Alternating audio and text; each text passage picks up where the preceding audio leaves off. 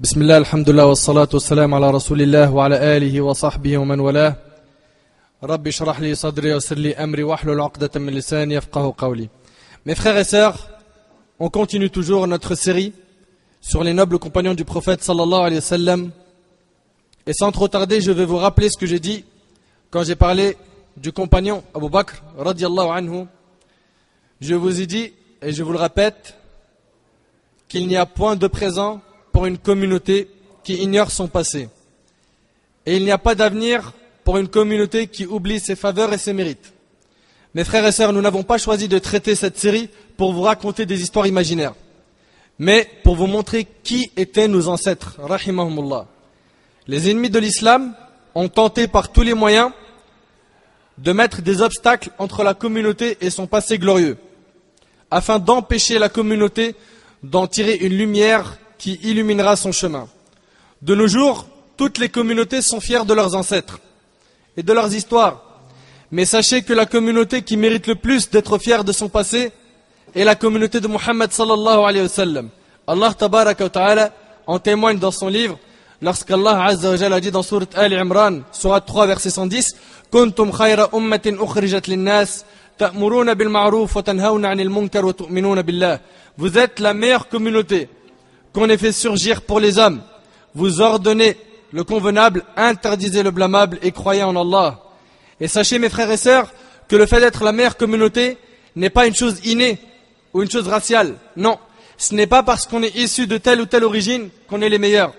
Absolument pas. Mais le fait d'être la meilleure communauté s'acquiert par la croyance en Allah Azza wa Jal et en son messager sallallahu alayhi wa sallam et par le fait que l'on transmet le message de l'islam.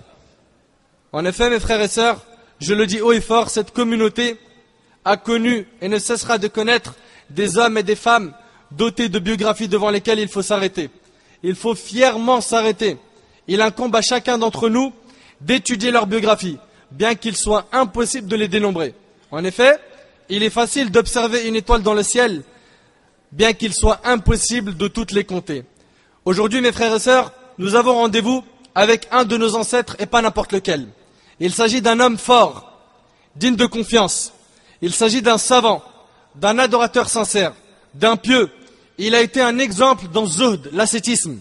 Il était modeste, généreux, juste, miséricordieux.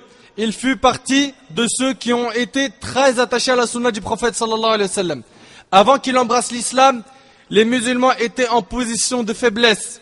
Et dès qu'il a embrassé l'islam, les musulmans furent en position de force. Il s'agit de celui dont le diable fuyait. Il s'agit de celui que les mécréants de la Mecque redoutaient.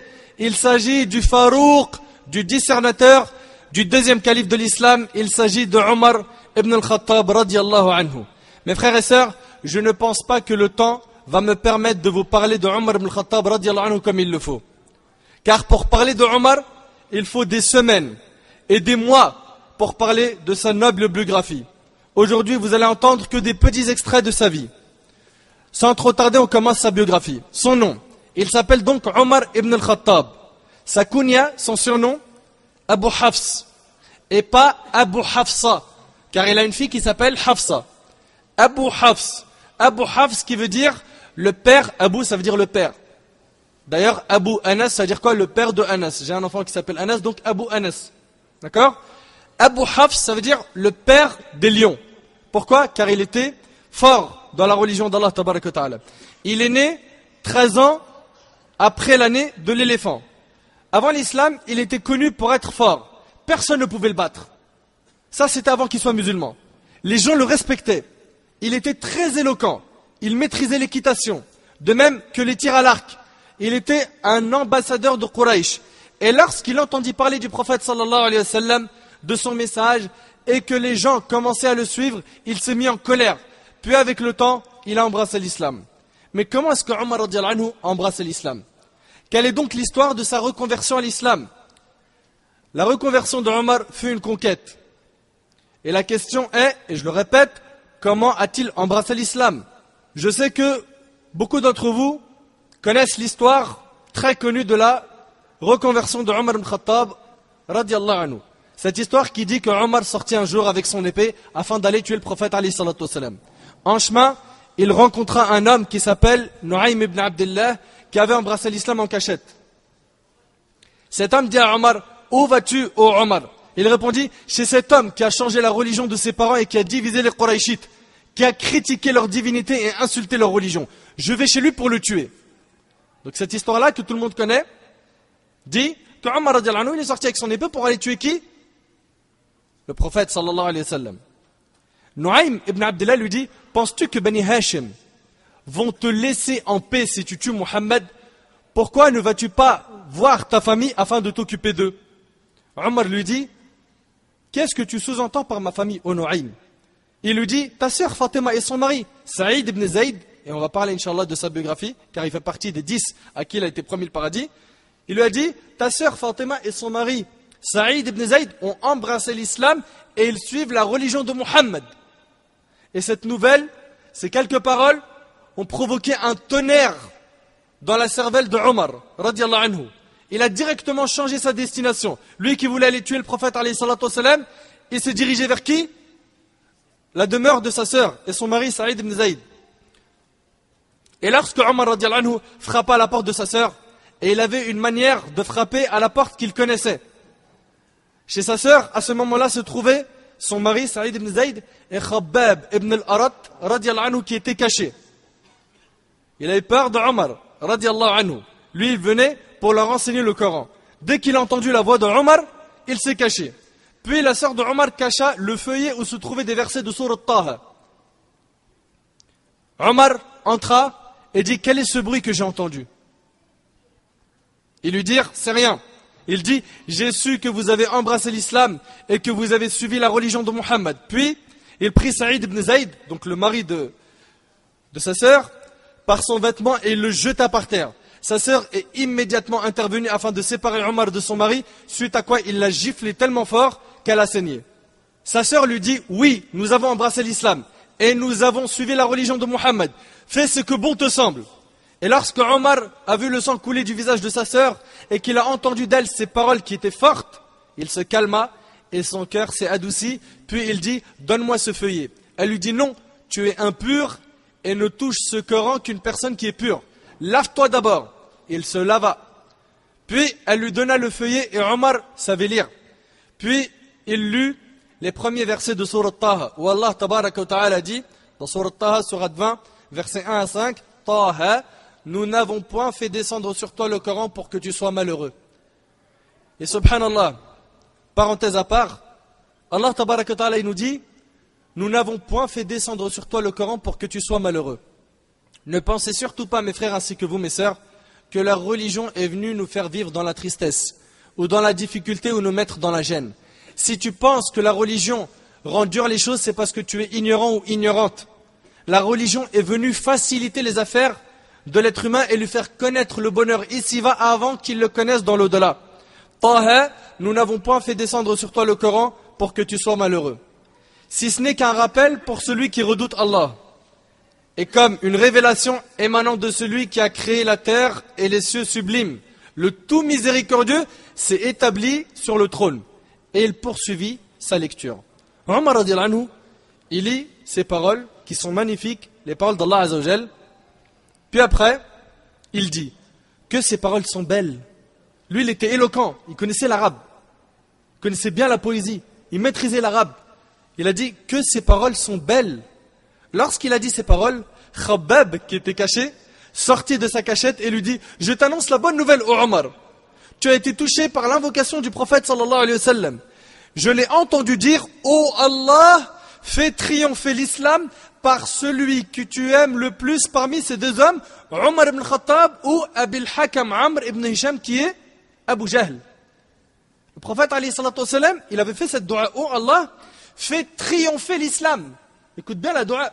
Fais triompher l'islam par celui que tu aimes le plus parmi ces deux hommes. Et il a cité Omar ibn Khattab et qui? Et Abu Jahl. Et cette version est authentique, elle est rapportée par Tirmidhi avec une chaîne de transmission authentique selon Abdullah ibn Omar. Omar dit, ô Khabbab, indique-moi où est-ce que je peux trouver le prophète sallallahu alayhi wa sallam. Il lui indiqua. Puis lorsque Omar frappa à la porte d'Al-Arqam ibn Abil Arqam, c'était la demeure où le Nabi alayhi salatu wa sallam était, Hamza dit, radiallahu anhu, l'oncle du prophète sallallahu alayhi wa sallam, il dit, il s'agit de Omar au messager d'Allah. Le prophète alayhi salatu wa sallam dit, écoutez bien, je vais lui ouvrir. S'il est venu rechercher du bien, nous lui donnerons. Et s'il est venu chercher du mal, nous le tuerons. Lorsque le prophète alayhi salatu wa sallam lui a ouvert la porte, un Nabi alayhi salatu wa sallam l'a pris par les vêtements, le fit tomber par terre et lui dit, qu'est-ce qui t'amène, ô fils d'Al-Khattab? Et ça montre que le prophète alayhi salatu wa sallam n'avait pas peur. Il était courageux alayhi salatu wa sallam. Omar lui dit, je suis venu témoigner qu'il n'y a pas d'autre divinité à part Allah et que Muhammad est son serviteur et son messager. Il a donc dit, ashhadu an la ilaha illallah wa ashhadu anna Muhammadan Rasulullah. Le prophète alayhi salatu wa sallam dit alors, Allahu Akbar. Puis les compagnons firent de même. Ils ont tous dit, Allahu Akbar. Cette histoire est celle que tout le monde connaît concernant la reconversion de Omar. Mais cette histoire a été jugée faible par les savants du hadith. Cette histoire, elle est rapportée par Abu Nu'aym dans le Hilya et sa chaîne de transmission est faible. Et l'imam al-Bayhaqi l'a rapporté dans Ad-Dala'il et sa chaîne de transmission est faible. Et l'imam Ibn Hajar rahimahullah dans Fath al-Bari a dit sa chaîne de transmission est faible. L'imam al-Zahabi rahimahullah a dit cette histoire est très faible. L'imam Abdullah, le fils de l'imam Ahmad, l'a rapporté dans Fada'il al-Sahaba avec une chaîne de transmission qui est faible. Cette histoire est donc faible. Et pour ce qui est de ce qui est authentique concernant la reconversion de Omar ibn Khattab radiyallahu anhu, il y a ce qui a été rapporté par l'imam al-Tirmidhi avec une chaîne de transmission authentique. Selon Abdullah ibn Omar radiyallahu anhu, le prophète sallallahu alayhi wa sallam a dit, ô Allah, fais triompher l'islam par celui que tu aimes le plus de ces deux hommes, Omar ibn Khattab ou Abil Hakam Amr ibn Hisham. Et ce fut Omar qui a été touché par l'invocation du prophète sallallahu alayhi wa sallam. Certains parmi les gens de science disent que c'est cela le secret de la reconversion de Omar. L'invocation du prophète sallallahu alayhi wa sallam. Omar a embrassé l'islam 6 ans après la prophétie. Et sachez que lorsque Omar a embrassé l'islam, il ne l'a pas caché. Contrairement aux compagnons qui l'ont caché de peur d'être touché par un mal par les Qurayshites. Mais Omar, il ne l'a pas caché. Omar, il était courageux. Tout le monde avait peur de lui à la Mecque, avant l'islam. Il ne l'a pas caché. Il a embrassé l'islam et il est parti voir un homme connu qui s'appelle Jamil ibn Ma'mar. Et il lui a dit, je viens d'embrasser l'islam. Et il savait que cet homme-là, c'était celui qui diffusait vite les infos. Tu lui dis une info aujourd'hui, 30 secondes après, c'est fini. Elle a fait le tour de la ville. Il est parti le voir et il lui a dit qu'il avait embrassé l'islam. Et cet homme a diffusé l'information. En très peu de temps, les Mécois furent informés qu'il a embrassé l'islam. Une nouvelle qui est descendue sur eux comme une foudre. Pour eux, c'était une grande perte que Omar radiyallahu anhu, il embrasse l'islam. Hamza, qui était déjà un lion avant l'islam, il avait déjà embrassé l'islam. Et là, Omar radiyallahu anhu aussi, donc ça donne du poids maintenant à la communauté musulmane. Les musulmans commençaient à avoir beaucoup de force. 2 hommes que les Mécois redoutaient embrassent l'islam. Ibn Mas'ud radiyallahu anhu a dit, écoutez ce qu'a dit ce compagnon. Il a dit, la reconversion de Omar radiyallahu anhu fut comme une conquête pour nous, son émigration, une victoire, son règne, une justice et une miséricorde. Un jour, il a demandé la permission au prophète alayhi salatu wa sallam de dire au grand jour aux polythéistes qu'il était devenu musulman. Puis, il est parti prier en face de la Kaaba. Et les compagnons étaient avec lui. Avant que Omar radiyallahu anhu embrasse l'islam, les compagnons étaient incapables de prier devant la Kaaba. Mais après qu'il a embrassé l'islam, Omar a fait changer la donne. Omar est même parti chez Abu Jahl. Il frappa à sa porte, puis Abu Jahl lui dit, bienvenue à toi Omar. Qu'est-ce qui t'amène à cette heure-ci? Omar lui dit, je suis venu t'informer que j'ai cru en Muhammad. Il lui dit, tu mens. Omar lui dit, je te dis la vérité. Abu Jahl lui dit, tu mens. Et il ferma la porte. Il n'a pas cru. Omar frappe à la porte une nouvelle fois. C'est la 2e fois qu'il frappe à la porte. Abu Jahl lui ouvre la porte. Il lui dit, qu'est-ce qui t'amène, ô Omar, à cette heure-ci? Il lui dit, je suis venu t'informer que j'ai cru en Muhammad. Il lui dit, tu mens. Omar lui dit, je te dis la vérité, ô ennemi d'Allah. Omar, il n'a pas caché sa reconversion. Il est parti le dire aux gens et il n'avait pas peur. Il était fier d'être musulman et il était courageux. Et les Mécois avaient peur de lui. Le jour de la hijra de Omar, quand il a quitté Médine pour Mecca, comme l'ont fait les compagnons et comme l'a fait le prophète alayhi salatu wa sallam lui-même, le jour de la hijra, les musulmans à Médine ont tous émigré en cachette. Ils ont quitté la Mecque en cachette, pour pas que les gens apprennent la nouvelle que les musulmans vont s'installer à Médine. Sauf Omar, il n'a pas émigré en cachette. Omar radiallahu anhu, il avait peur de personne. Et il était tellement courageux et fort qu'il se permettait ce que personne ne se permettait. Il est sorti en plein jour et il a tourné 7 fois autour de la Kaaba, il a embrassé la pierre noire, puis il est parti voir les Qurayshites en disant avec un ton dur, j'émigre vers Médine. Imagine. Il dit à tous les ennemis, il leur dit, j'émigre vers Médine, que celui qui veut que sa mère pleure pour lui, écoute bien, ou qu'il laisse derrière lui des orphelins, et que sa femme devienne veuve, qu'il m'attende derrière le ruisseau. Qu'il m'attende derrière le ruisseau, à un endroit qui se trouve à la sortie de la Mecque. Un lion, Omar ibn Khattab radiallahu anhu, quant à sa place et son mérite dans l'islam. Omar radiallahu anhu a été celui que le prophète alayhi salatu wassalam a le plus aimé après Abu Bakr as-Siddiq radiallahu anhu. Et Omar radiallahu anhu a été celui qui a aimé le prophète alayhi salatu wassalam plus que sa propre personne. Plus que sa propre personne. Dans Sahih al-Bukhari, Omar radiallahu anhu a dit au prophète sallallahu alayhi wa sallam, ô messager d'Allah, je jure que tu es la personne que j'aime plus que tout. Il lui a dit, je jure que tu es la personne que j'aime plus que tout. Le prophète alayhi salatu wassalam, il veut savoir, est-ce que plus que ta propre personne? Omar il lui a dit, non, pas plus que ma propre personne. Le prophète alayhi salatu wassalam reprit en disant, non Omar, c'est-à-dire que ta foi n'est pas complète. Le prophète alayhi salatu wassalam lui dit, je jure par celui qui détient mon âme dans sa main, il est indispensable que tu m'aimes plus que ta propre personne. C'est alors que Omar, il a réfléchi et il est reparti voir le prophète alayhi salatu wassalam, il lui dit, par Allah, tu es certes au messager d'Allah la personne que j'aime plus que ma propre personne. Le prophète alayhi salatu wassalam lui a dit, oh Omar, maintenant oui, ça veut dire maintenant ta foi elle est complète. Ibn Hajar rahimahullah, en commentant ce hadith, a dit que Omar radiallahu anhu, il a changé d'avis parce qu'il a réfléchi et il s'est rappelé que le prophète alayhi salatu wassalam avait été la cause de sa guidée dans ce bas monde et de sa réussite dans l'au-delà. C'est pour ça qu'il lui a dit, je t'aime plus que ma propre personne. Et tel est le croyant. Le croyant, il aime le prophète alayhi salatu wassalam plus que sa propre personne. Et la question que je me pose ainsi qu'à vous, aimons-nous le prophète sallallahu alayhi wa sallam de cette manière, tout en sachant que nous ne serons considérés comme étant des véritables croyants que lorsqu'on aimera le prophète alayhi salatu wassalam plus que tout ce qui existe sur terre. Selon Anas radiallahu anhu, le prophète sallallahu alayhi wa sallam a dit, nul d'entre vous n'aura la foi complète tant que je ne serai pour lui plus aimé que ses enfants, ses parents et l'ensemble des gens, rapporté par Bukhari et Muslim. Mes frères et sœurs, Omar n'était pas n'importe qui, il avait un très grand mérite. Et écoutez maintenant avec moi ces hadiths qui sont riches et ces hadiths qui font vibrer les cœurs et qui montrent la place de Omar ibn Khattab radiallahu anhu. L'imam Ahmad rahimahullah a rapporté dans le Musnad, ainsi que l'imam At-Tirmidhi dans ses Sunan, avec une chaîne de transmission authentique. Selon Abdullah ibn Omar ibn Khattab radiallahu anhuma, le prophète sallallahu alayhi wa sallam a dit, Allah a placé la vérité sur la langue et dans le cœur de Omar. T'imagines ce témoignage? Allah a placé la vérité sur la langue et dans le cœur de Omar. Mes frères et sœurs, la vérité a été placée par Allah sur la langue et dans le cœur de Omar. Le cœur de Omar était rempli de la vérité et sa langue n'a prononcé que la vérité. Et selon Abu Huraira radiallahu anhu, le prophète sallallahu alayhi wa sallam a dit, il y avait dans les communautés qui vous ont précédé des hommes inspirés par Allah. S'il y a un tel homme dans ma nation, c'est bien Omar. Rapporté par Bukhari et Muslim. Et selon Uqba ibn Amir, radiallahu anhu, le prophète alayhi salatu wasallam a dit, s'il devait y avoir un prophète après moi, ça aurait été Omar. Mais tu arrives à imaginer un petit peu cette phrase. Le prophète sallallahu alayhi wa sallam, il a connu plusieurs compagnons. Plein de compagnons. Vous connaissez tous Hajjatul Wada', le sermon d'adieu qu'a fait le prophète alayhi salatu wasallam. Les compagnons, ils étaient au nombre de 100 000. Et le prophète alayhi salatu wasallam, sur tous ses compagnons, il dit, s'il devrait y avoir un prophète après moi, ça aurait été Omar. Et le hadith, il est rapporté par Tirmidhi et jugé valide par Al-Albani.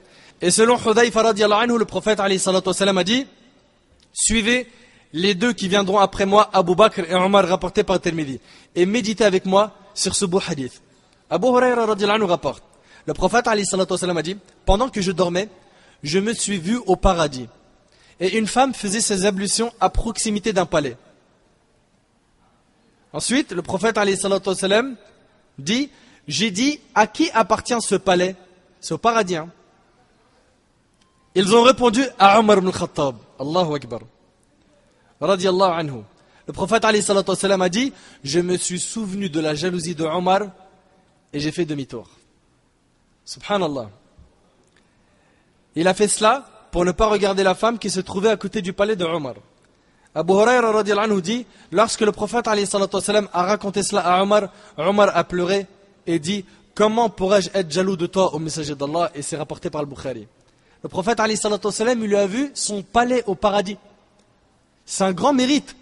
Notre prophète alayhi salatu wassalam lui a annoncé qu'il allait mourir martyr et qu'il allait entrer au paradis. Écoute avec moi ces hadiths. Selon Anas ibn Malik radiyallahu anhu, le prophète alayhi salatu wassalam est monté une fois sur le mont Uhud. C'est la montagne de Uhud. Accompagné d'Abu Bakr, Omar et Uthman. Puis la montagne s'est mise à trembler. Le prophète alayhi salatu wassalam a dit à la montagne, reste immobile ô Uhud, car il y a sur toi un prophète, un véridique, c'est qui? Abu Bakr, et 2 martyrs. Donc il a annoncé à Omar et à Uthman qu'ils allaient mourir martyrs.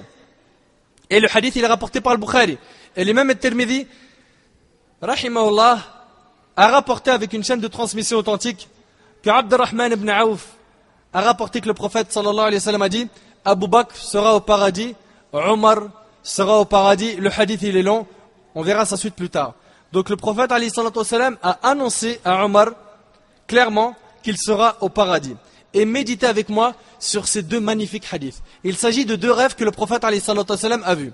Et ils sont rapportés par l'imam al-Bukhari, ils sont authentiques à 100%. Selon Abu Sa'id al-Khudri, radiyallahu anhu, le prophète alayhi salatu wa sallam a dit, je dormais lorsque j'ai vu des personnes qui m'ont été présentées.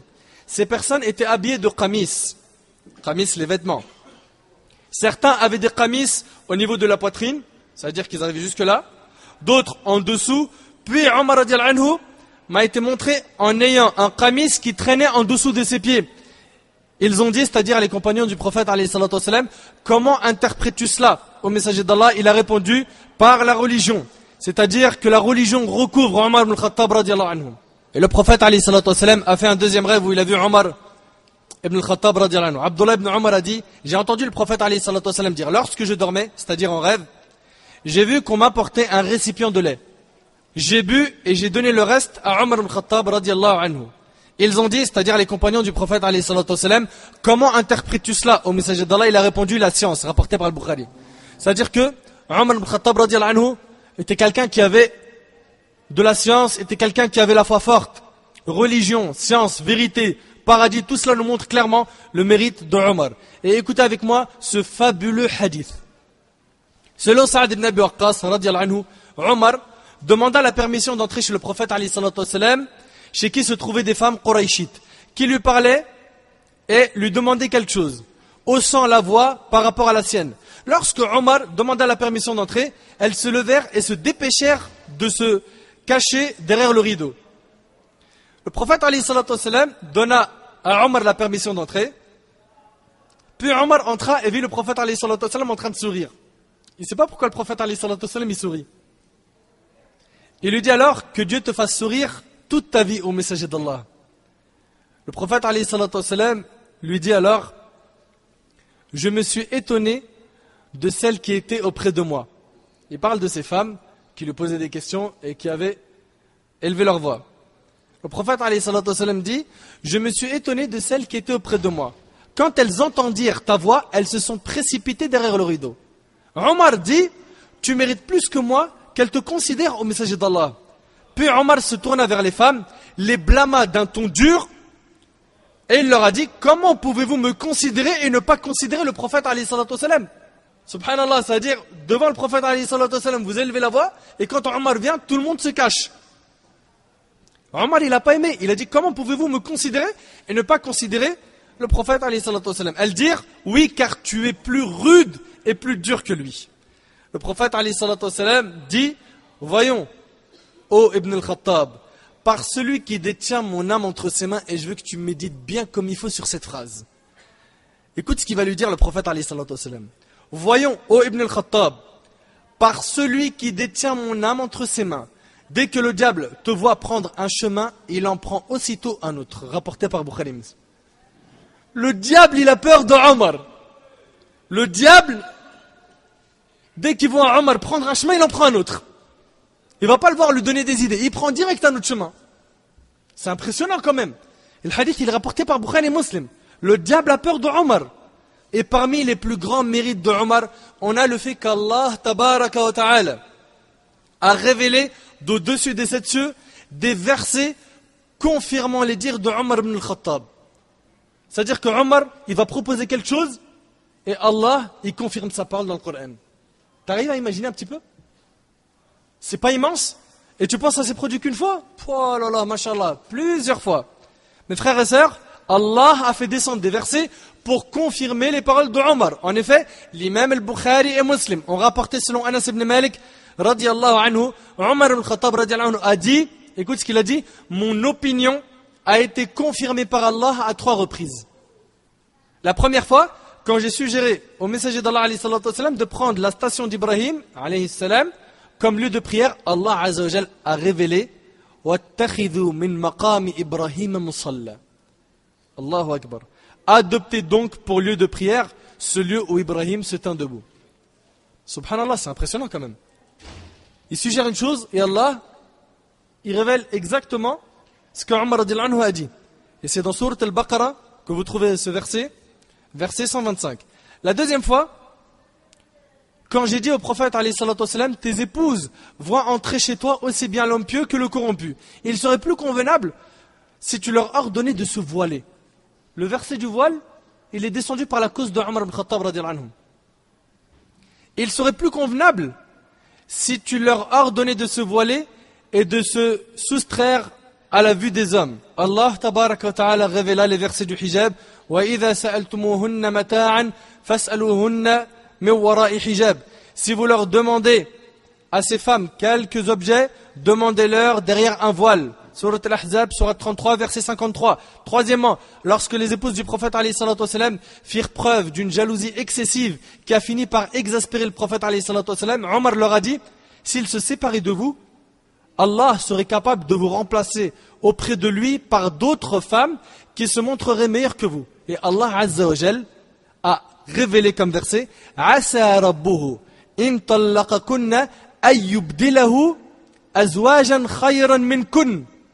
مسلمات مؤمنات قانتات تائبات عابدات سائحات ثيبات وأبكارا. Allah tabaraka wa ta'ala s'adresse aux épouses du prophète alayhi salatu wassalam. Allah azza wa jal dit, s'il vous répudie, il se peut que son Seigneur lui donne en échange des épouses meilleures que vous. Subhanallah, la même parole que Omar. Des épouses meilleures que vous, musulmanes, croyantes, obéissantes, repentantes, adoratrices, jeûneuses, déjà mariées ou vierges. Sourate Tahrim, Sourate 66, verset 5. Par quel mot commenter cet immense mérite? T'imagines, tu dis une parole, un verset vient confirmer ta parole. Tu crois que c'est une petite chose? Qu'Allah tabaraka wa ta'ala lui fasse miséricorde. Omar radiyallahu anhu était un homme très sensible au Coran. Dès qu'il écoutait le Coran, il pleurait. Omar radiyallahu anhu passe à côté de quelqu'un qui priait la nuit et celui-ci lisait Sourate At-Tur. En arrivant au verset où Allah Azza wa Jalla a dit Inna azab rabbika lawaqi' ma lahu min dafi', le châtiment de ton Seigneur aura lieu inévitablement, nul ne pourra le repousser. Omar radiyallahu anhu, quand il a écouté la récitation de ce verset, il a dit par Allah, ce serment qu'Allah a fait est véridique et il en est tombé malade 1 mois. Les gens allaient le voir chez lui pour le visiter sans savoir quelle était la cause de sa maladie. Qu'est-ce qui l'a rendu malade 1 mois? Le fait d'avoir écouté un verset du Coran. C'est impressionnant quand même. Ça te montre direct la différence qu'il y avait entre les compagnons et nous. Un jour, Omar radiyallahu anhu était en train de diriger la prière, puis il récita Sourate Yusuf. Et lorsqu'il arrivait au verset suivant, le verset de Sourate Yusuf, Sourate 12, verset 86, Innama ashku bathi wa huzni ila Allah wa a'lamu min Allahi ma la ta'lamun. Je ne me plains qu'à Allah de mon déchirement et de mon chagrin.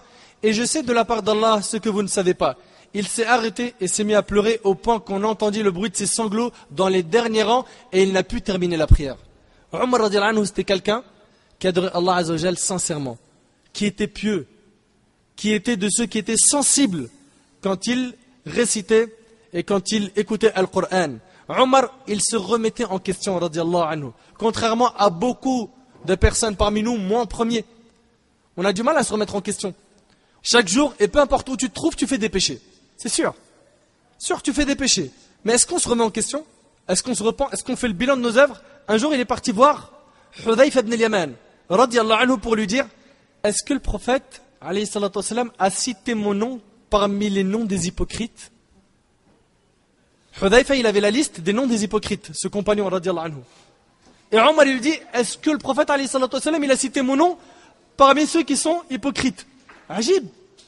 Omar, ce pieux, vous allez voir dans sa biographie tout ce qu'il a fait. Avec tout ça, il ne se sent pas en sécurité. Avec tout ça, il ne se dit pas, alhamdoulilah, je fais mes 5 prières, je jeûne le ramadan, je mange halal, stop. Non. Il demande, est-ce qu'il fait partie ou non des hypocrites? Impressionnant, wallahi. Hudhayfa lui a dit non. Et c'est lui, radiyallahu anhu, qui disait, jugez-vous avant d'être jugé. Et si seulement on met en pratique cette recommandation, jugez-vous avant d'être jugé. On est des professionnels pour juger les autres.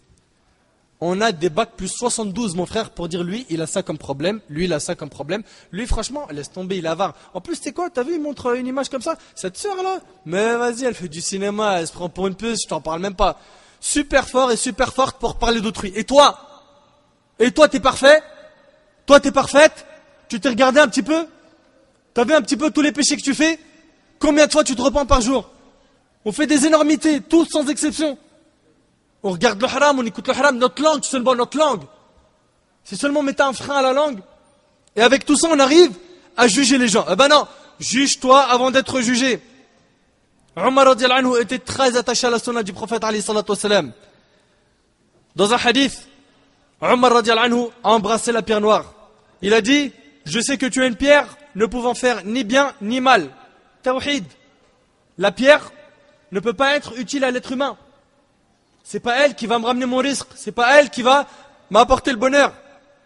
Et il lui a dit à cette pierre, qui est la pierre noire, si je n'avais pas vu le messager de Dieu, alayhi salatu wassalam, t'embrasser, je ne t'aurais pas embrassé.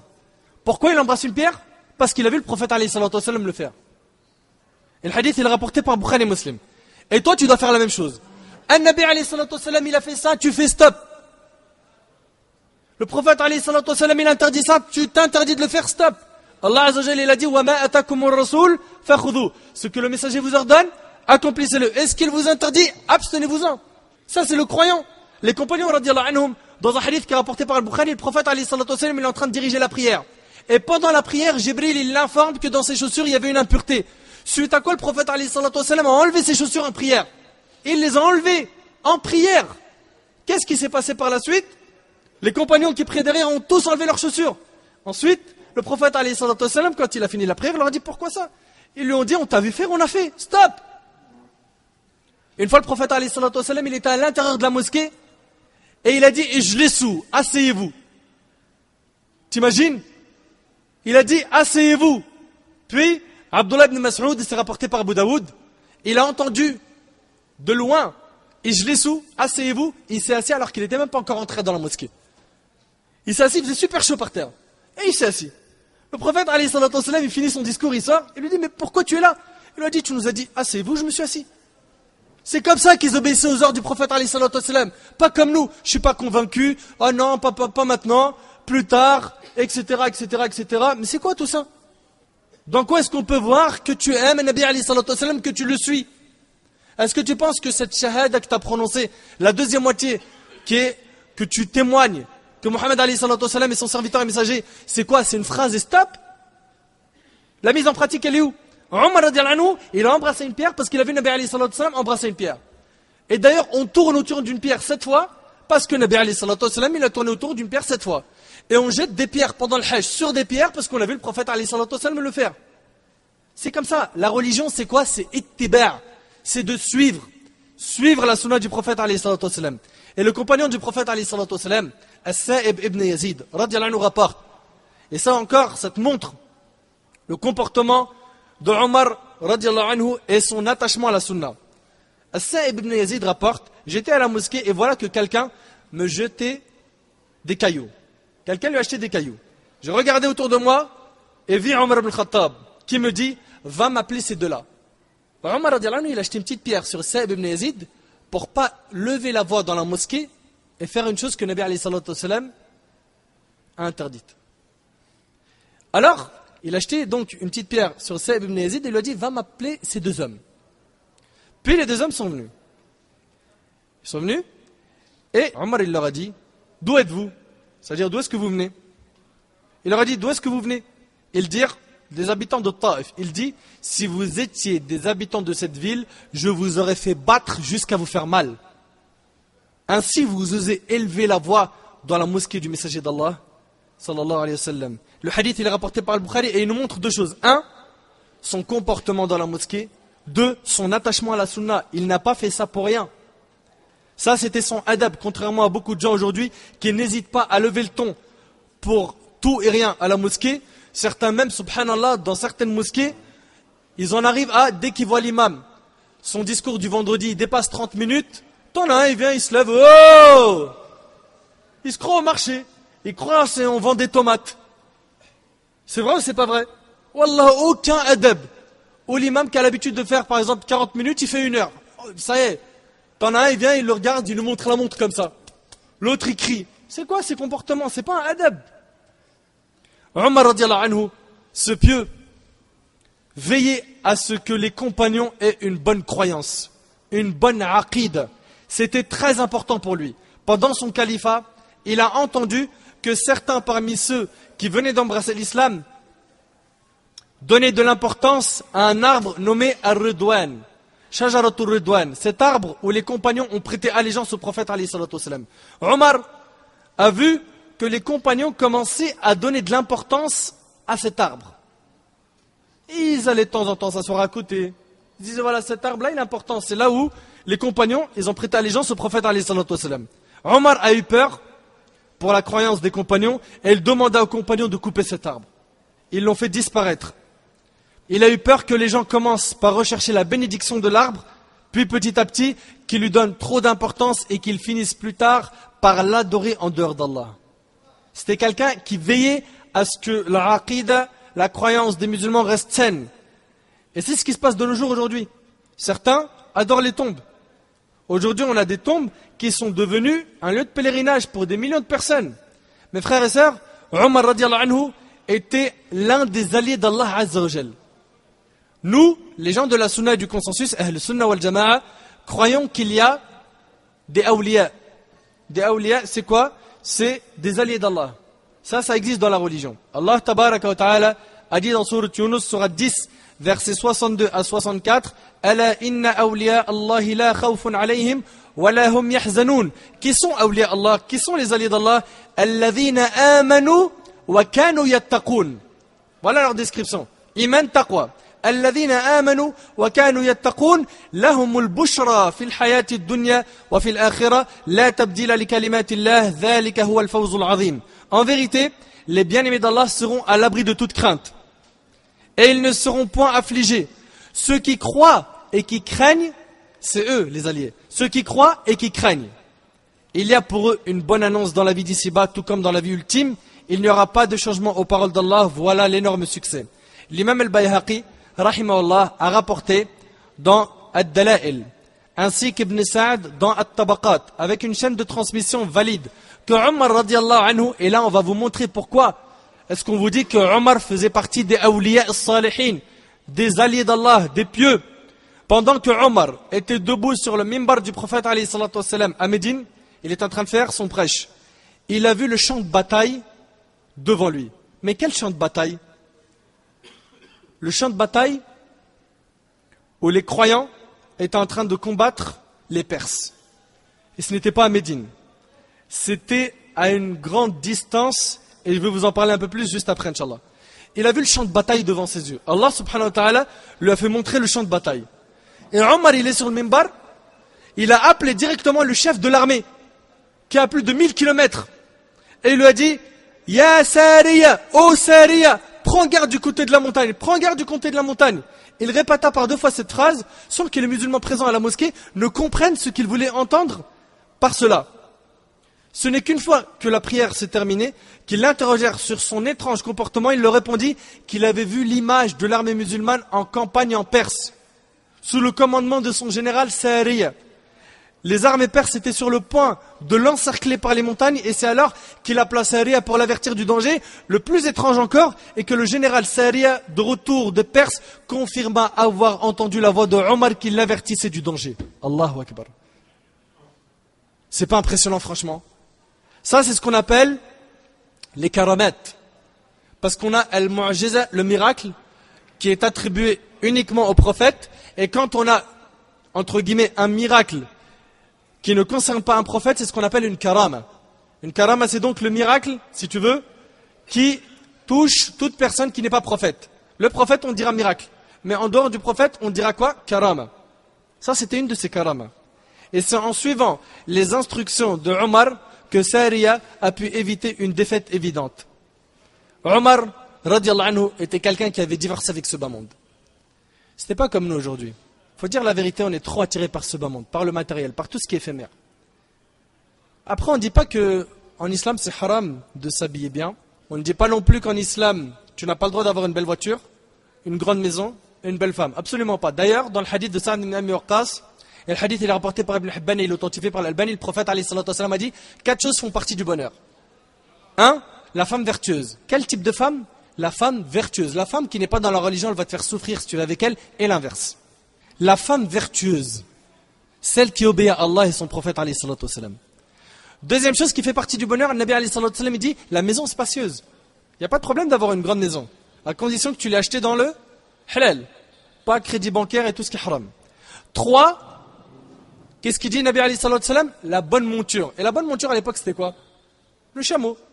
Donc, de par ce hadith, on comprend qu'avoir une bonne voiture, une voiture même de marque qui est bonne, à partir du moment où ne se mélange pas à l'achat de cette voiture vantardise ou excès, c'est bon, il n'y a pas de problème. Il n'y a pas de problème. Et quatrièmement, c'est d'avoir un bon voisin. Ces choses-là font partie du bonheur. Il n'y a pas de problème.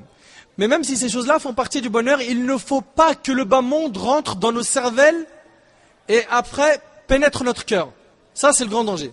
La dunya, elle doit rester dans ta main et l'au-delà dans ton cœur. Si la dunya, elle part de ta main, c'est pas grave parce que dans ton cœur, il y a le plus important, c'est quoi? L'au-delà.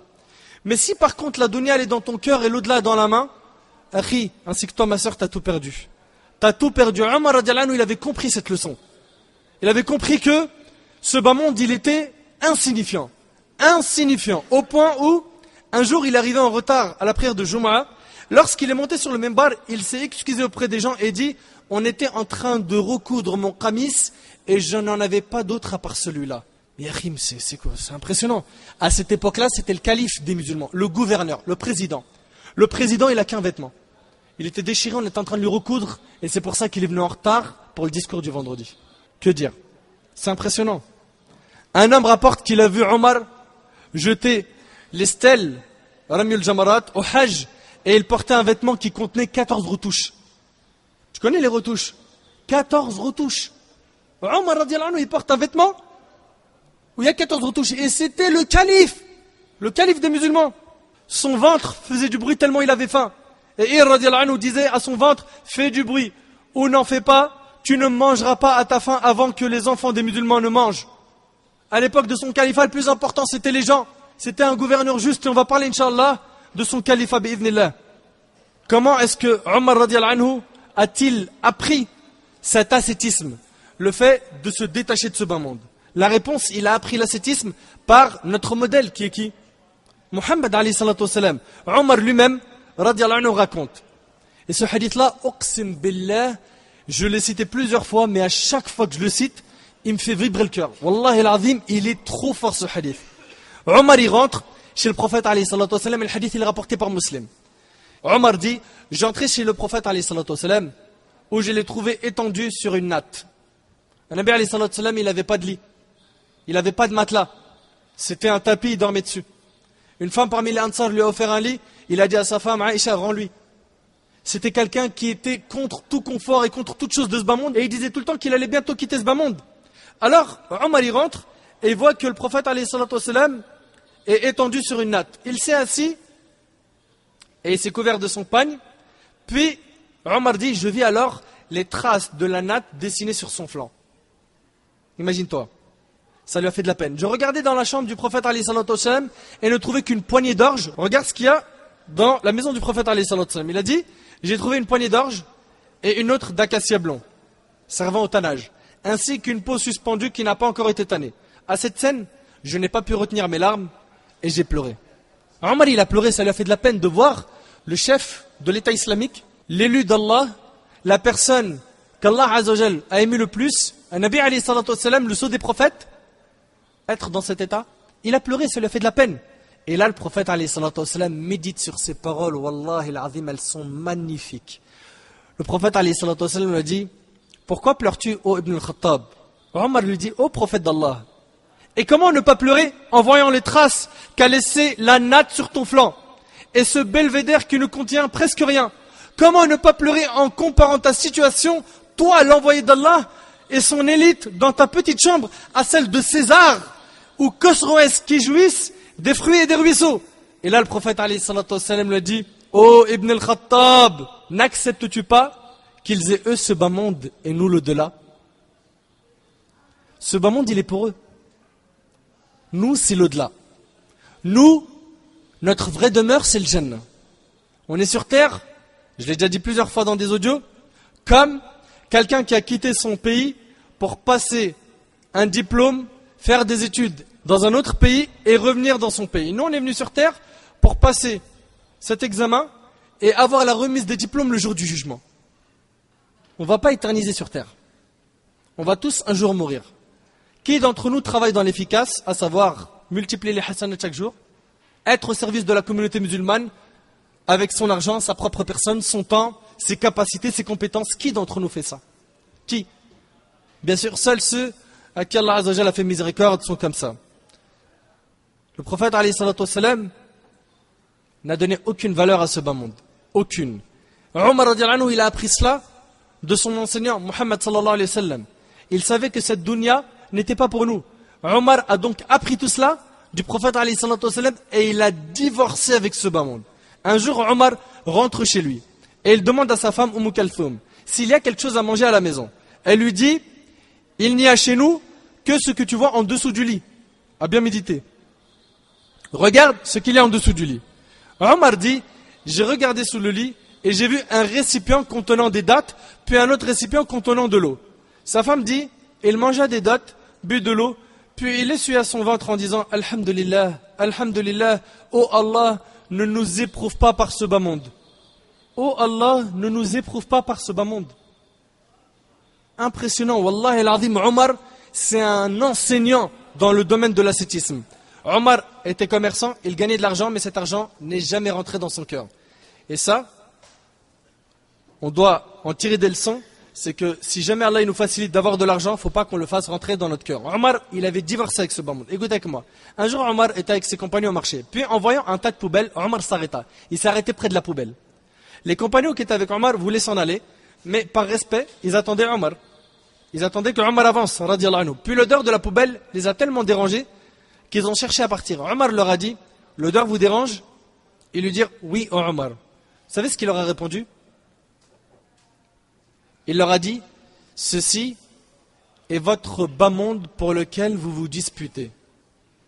Ceci est votre bas monde pour lequel vous vous disputez. Ce bas monde est comme une poubelle. C'est éphémère. Ça se consomme et ça finit. Omar, radiallahu anhu, se contentait du peu au niveau de la nourriture. Il mangeait du pain sec, du vinaigre et du sel. C'est un repas pour toi, ça?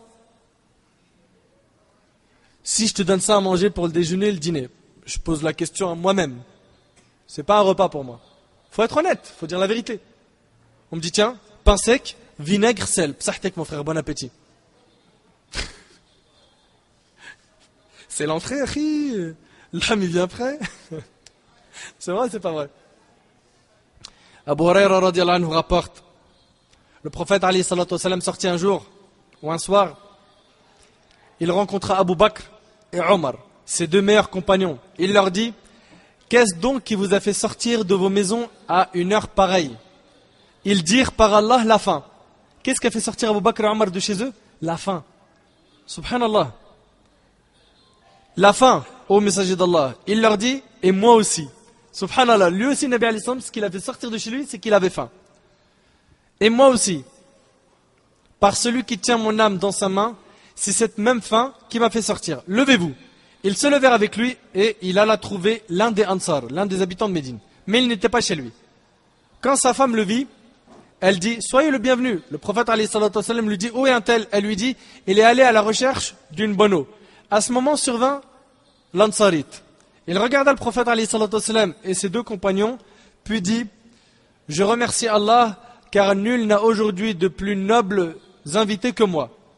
Il s'en alla et ramena un régime de dattes, plus ou moins mûres, et dit manger. Regarde le repas, des dattes. Manger. Il prit ensuite son couteau pour tuer quelques bêtes. Et le prophète alayhi salatu wassalam dit, surtout pas la bête laitière. Il égorgea pour eux un agneau, dont ils mangèrent ainsi que du régime de dattes. Ils burent aussi, quand ils n'eurent plus faim ni soif, le prophète alayhi salatu wassalam dit à Abu Bakr et à Omar, écoute bien cette parole, par celui qui détient mon âme dans sa main, on vous demandera compte le jour de la résurrection de ce dont vous venez de jouir. On va vous demander des comptes sur ce que vous venez de manger. C'est le prophète alayhi salatu wassalam, il dit ça et il jure par Allah. On va vous demander des comptes sur ce que vous mangez. C'est impressionnant quand même. Parce que moi je suis en train de réfléchir sur ma propre personne. Si on me demande des comptes sur ce qu'on mange, est-ce qu'on jette à la poubelle? On consomme. On consomme beaucoup. Le hadith il est rapporté par Muslim. Et si je vous ai raconté cette histoire, c'est pour montrer que tout ça a éduqué Omar à être ascète, à être quelqu'un qui a divorcé avec ce bas monde. Un jour, pendant son califat, lors de sa visite à la Syrie, on l'a accueilli avec un bon repas. Il leur demanda, est-ce que vos pauvres mangent la même chose que ce que vous m'avez présenté? Ils lui dirent non. Omar dit, y a-t-il parmi eux des pauvres? Ils dirent oui. Et Omar il a dit, et qu'ont ces gens? C'est-à-dire, si vous ne leur donnez pas à manger, qu'est-ce qu'ils mangent? Un parmi les compagnons dit, ils auront le paradis au prince des croyants. Omar dit, si Allah nous a choisi ça, c'est-à-dire ce repas, et eux le paradis, c'est donc une injustice. Et il refusa d'en manger. Omar, radiallahu anhu, refusa d'en manger. Pourquoi?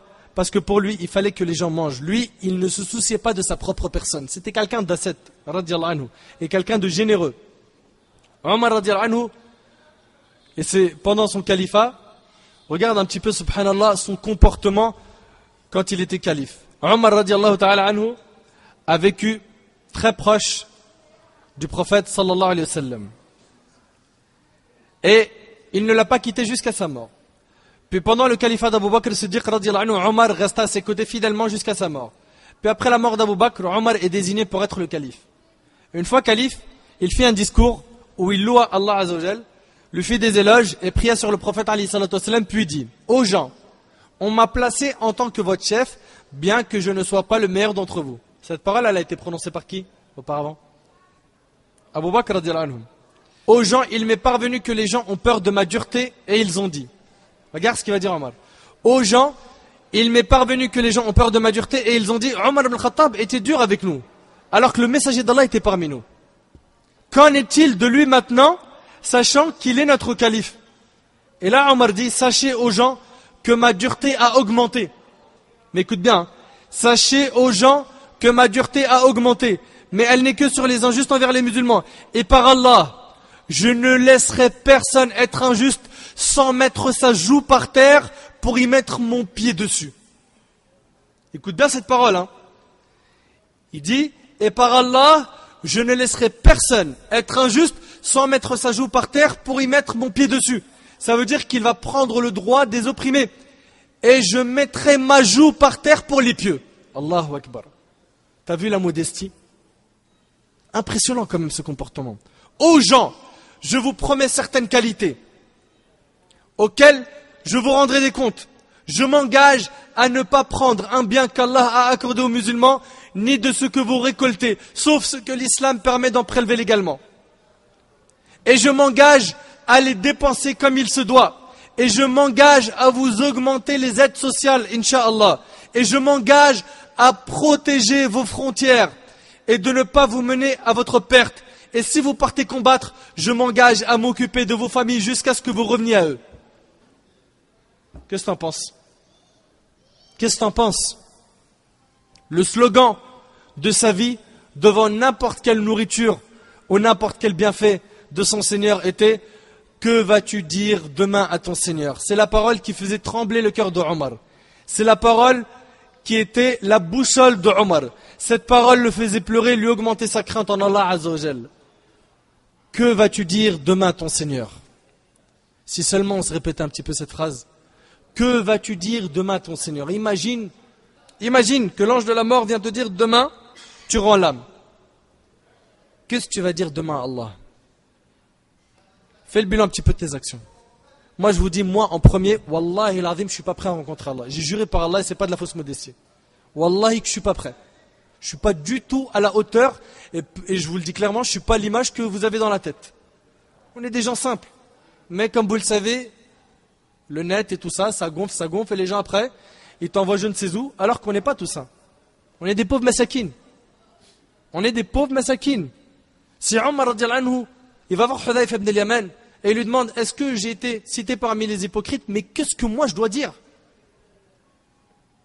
Omar radiallahu anhu, celui dont le diable fuyait, il dit cette parole. Omar radiallahu anhu, il devient le calife des musulmans. Son califat a été plein de miséricorde, de justice et de paix. Pendant le règne de Omar radiallahu anhu, l'islam s'est propagé très vite, à l'est comme à l'ouest. L'islam est arrivé au Sham, en Syrie, Liban, Jordanie, Palestine, en Irak, en Égypte, en Arménie, en Iran. Il est rapporté qu'il a conquis plus de 1036 villes et qu'il a construit environ 4000 mosquées. Le nombre de gens qui ont embrassé l'islam à son époque fut incroyable. Omar radiallahu anhu était quelqu'un qui ne profitait pas de l'argent des musulmans. Il ne profitait pas de son pouvoir pour s'emparer des biens des musulmans, comme c'est le cas aujourd'hui de beaucoup de gouverneurs corrompus, hélas.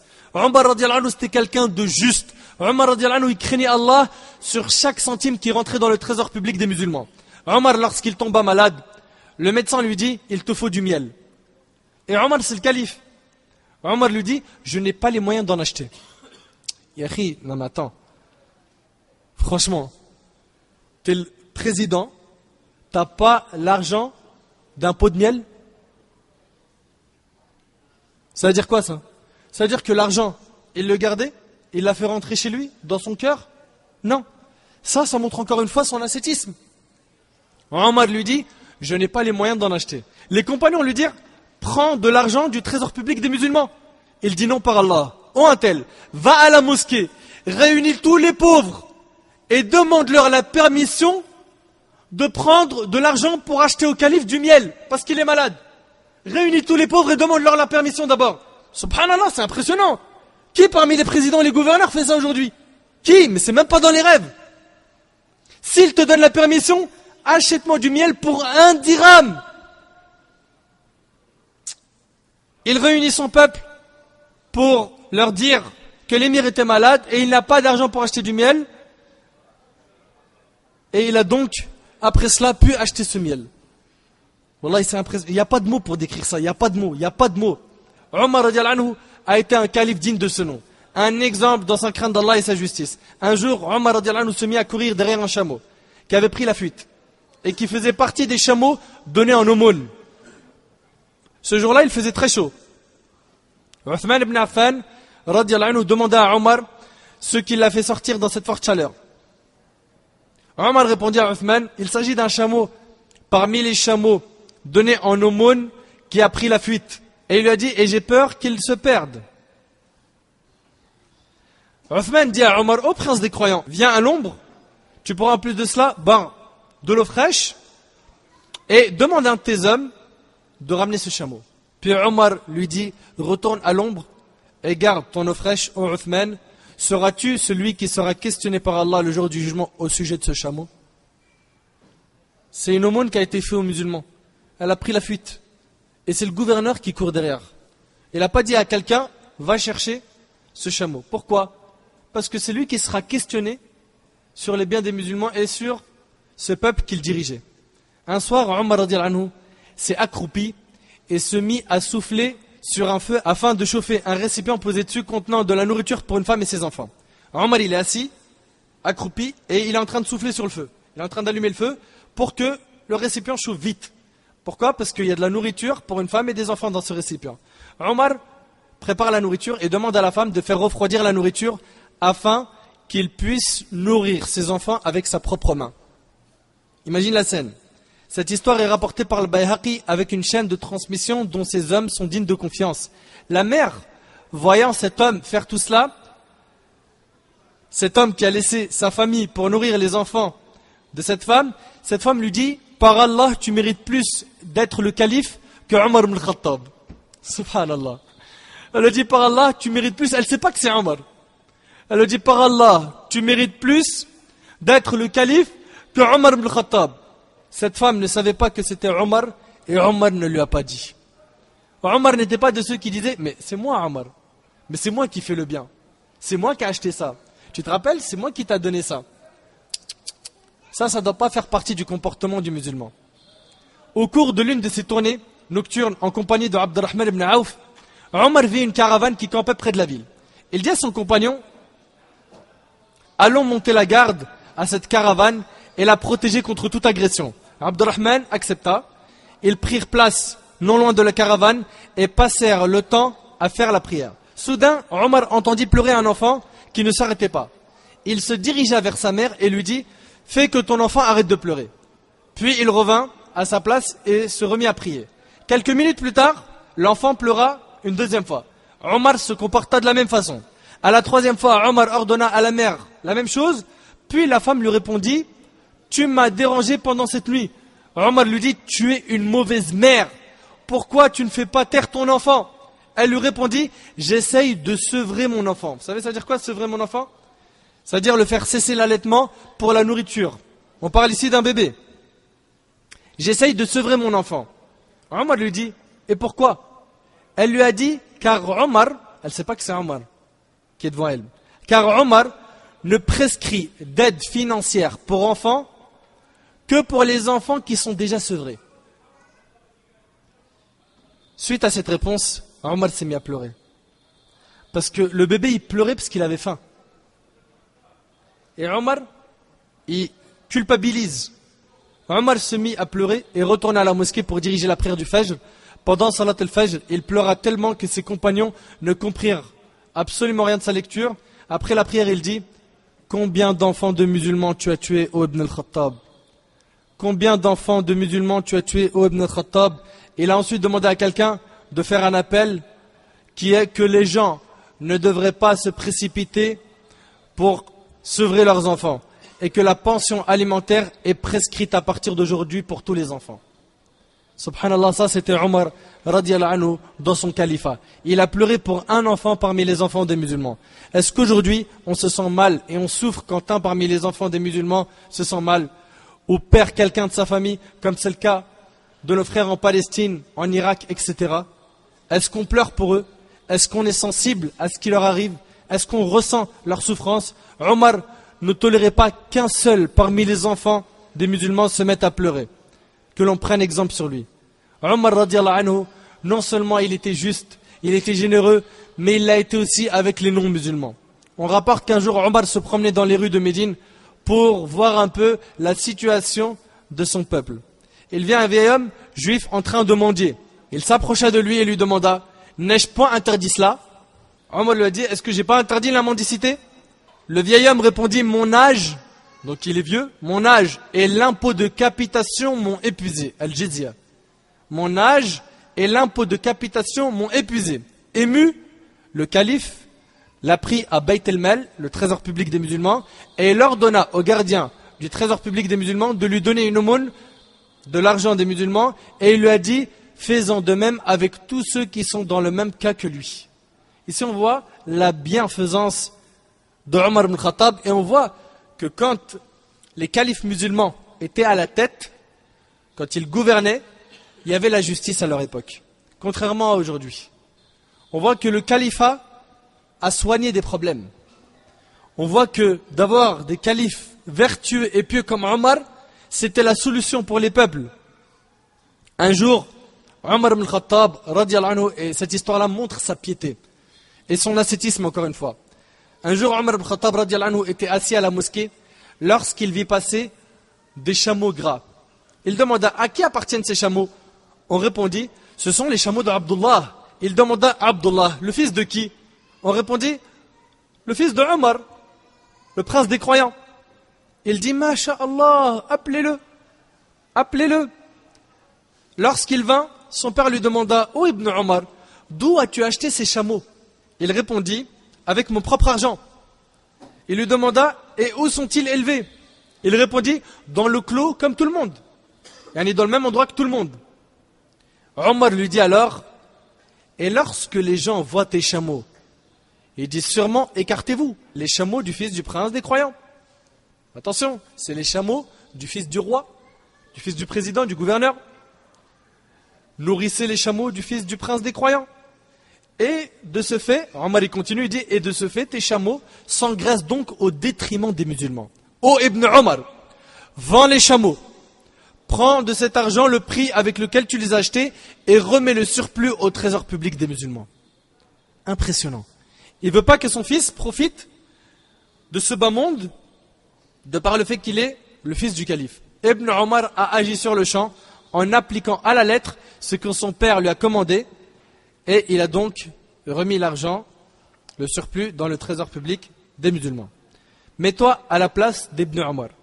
Ton père te dit la même chose, alors que tout ton argent est licite. Tous tes gains sont licites. Un jour, l'ambassadeur de Khosroès, il est envoyé par un grand roi, Khosroès. Khosroès casse un palais immense, des serviteurs, etc., des gardes. L'ambassadeur de Khosroès est venu voir Omar, le gouverneur des musulmans, le calife. Il demanda aux gens, où est votre émir? Ils lui dirent, nous ne savons pas. Un homme parmi les compagnons se mit à le chercher avec lui. Puis il lui dit, le voilà. L'ambassadeur lui dit, où cela? Il lui dit, c'est l'homme qui dort sous l'arbre. Je veux que tu essayes d'imaginer. L'ambassadeur de Khosroès, il cherche le gouverneur qui a conquis plus d'une terre, et ce gouverneur, il est sous un arbre. Est-ce qu'il est possible que tu marches dans la rue, tu vois le roi marocain sous un arbre, ouais, comme ça, ah tiens, il y a le Malik, hein, ou le président égyptien, ou le roi saoudien? Impossible. Ils ont des gardes, ils se déplacent avec des voitures blindées, ils ont des milliers de personnes qui les protègent, etc. Mais Omar radiallahu anhu, pourquoi est-ce qu'il s'est allongé sous un arbre sans avoir peur de quelque chose?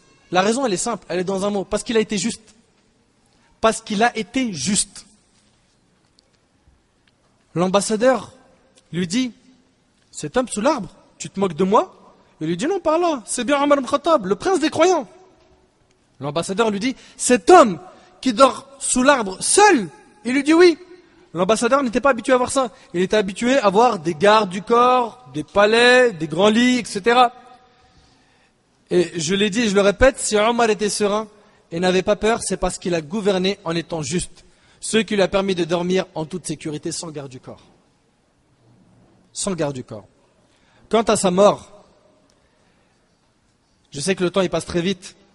Et c'est pour ça que je vous ai dit que toutes ces biographies ne sont que des échantillons d'informations, car s'il faudrait parler de chaque compagnon comme il faut, ça serait des semaines et des mois. Je termine sa biographie par des paroles en or qu'il a prononcées après plus de 10 ans de califat. À cette époque, il avait 63 ans. Méditez sur ce chiffre. Abu Lu'lu' al-Majousi se présenta à Omar pendant qu'il dirigeait pour les musulmans la prière du Fajr et le poignarda. Puis les compagnons le portèrent jusqu'à chez lui. Omar leur demanda qui l'avait poignardé. Lorsqu'ils l'ont informé que c'était Abu Lu'lu' al-Majousi. Al-Majousi, vous savez ce que c'est un Majousi? C'est un zoroastrien, ceux qui adorent le feu. C'est un mushrik. Lorsqu'on l'a informé que c'était Abu Lu'lu' al-Majousi qui l'avait poignardé, il dit Alhamdulillah que celui qui m'a poignardé n'est pas musulman. Subhanallah. Son souci, c'est que ce ne soit pas un musulman. Sachez que Omar savait qu'il allait se faire poignarder. Omar a vu dans un rêve qu'un coq l'a picoté à 3 reprises dans le dos. Et il a interprété par le fait qu'il allait être assassiné par un dhimmi, un non-arabe. Puis Omar demanda à son fils Abdullah radiallahu anhu an jami' as-sahaba d'aller voir la mère des croyants Aïcha radiallahu anha afin de lui demander la permission que Omar soit enterré avec ses 2 compagnons. Où?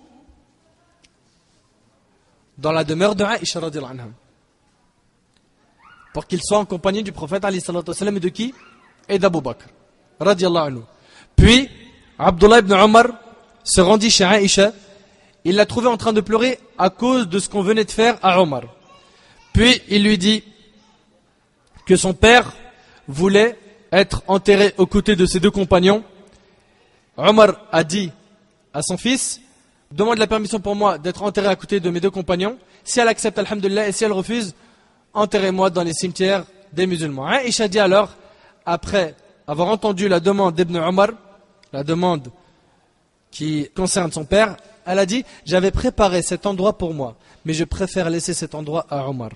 Et c'est ainsi que Aïcha radhiyallahu anha a autorisé à Omar ibn Khattab d'être enterré dans sa maison avec son père et son mari, Abu Bakr et Nabi alayhi salatu wasalam. Abdullah ibn Omar a annoncé la bonne nouvelle à son père que Aïcha avait accepté, ce qui a réjoui Omar et le fit louer Allah. Et lorsque Omar s'est retrouvé au dernier moment de sa vie, Uthman radhiyallahu anhu dit, je lui ai rendu visite et il avait sa tête posée sur les genoux de son fils Abdullah. Et je l'ai entendu dire, ô mon fils, pose ma tête par terre. Puis son fils lui dit, ô père, par terre et mes genoux, c'est pareil. Omar reprit en disant, ô mon fils, pose ma tête par terre. Puis son fils lui dit, ô père, par terre et mes genoux, c'est pareil. Puis Omar lui dit, ô mon fils, pose ma tête par terre, malheur à moi et malheur à ma mère, si Allah ne me fait pas miséricorde. Et à ce moment-là, entra chez Omar un jeune qui lui dit, réjouis-toi ô prince des croyants, tu as été un bon compagnon du messager d'Allah. Puis le messager d'Allah alayhi salatu wassalam est mort en étant satisfait de toi. Puis tu as été un bon compagnon d'Abu Bakr. Puis Abu Bakr est mort en étant satisfait de toi. Puis tu as été un bon compagnon, des compagnons du messager d'Allah. Et si tu meurs, sache qu'ils sont satisfaits de toi. Omar lui dit, ceci est une faveur de la part d'Allah, et le prétentieux est celui que vous avez rendu prétentieux. Par Allah, j'aurais aimé quitter ce bas monde sans avoir de bien et sans avoir de compte à rendre. Puis Omar a dit, par Allah, si je pouvais réunir ce que la terre contient en or, je me rachèterais du châtiment d'Allah avant de le voir. Puis Omar radiyallahu anhu quitta ce bas monde. Il mourut à l'âge de 63 ans, comme Abu Bakr et Nabi alayhi salatu wassalam. Il mourut pendant le mois de Dhul Hijjah en l'an 23 de l'Hégire et il fut enterré avec ses deux compagnons, Nabi alayhi salatu wassalam, ainsi qu'Abu Bakr as-Siddiq radiyallahu anhu. Ali ibn Abi Talib radiyallahu anhu vint le voir avant qu'il soit enterré, pleura et dit, Wallahi ma khallaftu ahadan uhibbu an alqa Allah bimithli amalihi minka ya Omar. Il a dit, par Allah, je n'ai pas laissé une personne à qui j'aurais aimé ressembler si ce n'est toi, ya Omar. Telles ont été les paroles de Ali sur Omar radiyallahu anhu après sa mort. Mes frères et sœurs, telle était en résumé la biographie de Omar, cet homme qui était un exemple pour nous et pour tous les croyants jusqu'à la fin des temps. Qu'Allah tabarak wa ta'ala lui fasse miséricorde, qu'Allah azza wa jalla lui accorde le firdaus, qu'Allah tabarak wa ta'ala nous ressuscite les Yawm al-Qiyamah en sa compagnie dans le meilleur des endroits, Al-Jannah, avec un Nabi alayhi salatu wassalam. As'al Allah subhanahu wa ta'ala an yanfa'ani bima qultu wa an yanfa'akum bima sami'tum. Hadha wallahu a'lam wa barakallahu fikum. Subhanakallahumma wa bihamdika ashhadu an la ilaha illa ant astaghfiruka wa atubu ilayk. Wassalamu alaykum wa rahmatullahi wa barakatuh.